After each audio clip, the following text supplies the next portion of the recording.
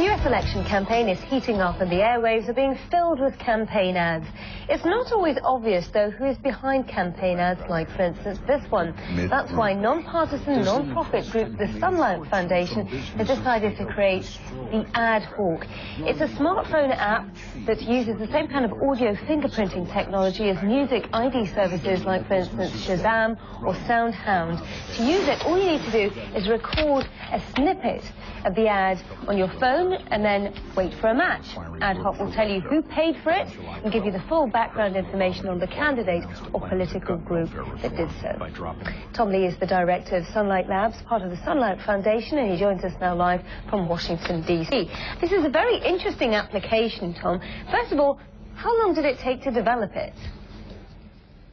Well, we've been working on it for a couple of months now, and it's really been a bit of a sprint to make sure we could have it out in time for the election. But the original idea came out of a community event in Philadelphia where a team of volunteers worked on the prototype and released it in the spring. They brought it to us, and then we've been working on it for the last couple of months. How popular has it been at the moment? Well, I think it's early days, but we're really excited about the amount of use that we're seeing. We are seeing thousands and thousands of downloads and identifications, and we're hopeful that this is going to prove not only a useful way for people to learn about the ads themselves, but to help us collect information about the shape of spending on advertising this election season. Yeah, the issue of super PACs, etc., has been such a big issue, a divisive one as well. I suppose critics, though, might say, isn't it obvious who pays for these adverts? Sometimes it is really obvious, isn't it?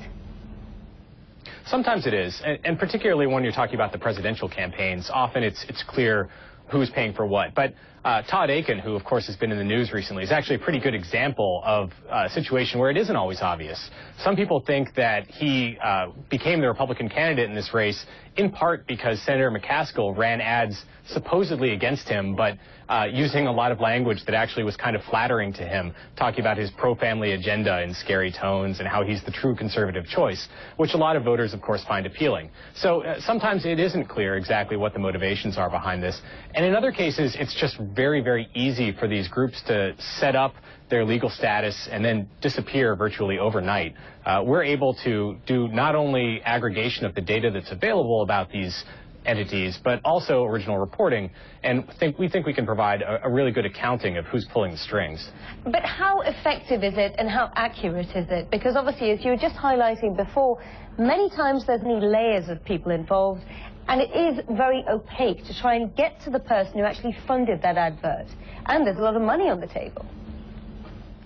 That's true. Exactly what information is available varies a lot based on whether it's a presidential ad, whether it's a C4 versus a super PAC paying for it. The results you'll get back will vary. We try to share absolutely everything that we've got on a particular entity, and we have thousands of ads in the system. But it is a struggle. There's a huge research effort that's involved just in getting to this level of coverage, collecting all of the different sources of online video and ingesting this stuff on a daily basis, and then having our reporters add what information is available. So we're striving to provide as complete and accurate a picture as is possible, but there's no question that our job would be a lot easier if Congress or the courts or the Federal Election Commission showed some willingness to get more serious about disclosure. Well, that brings me to my next question. Why exactly are you doing this? I know that obviously you're nonpartisan, not-for-profit, but what would you like to see done as a result of more transparency about who pays for what? Because that's effectively what you're bringing to people.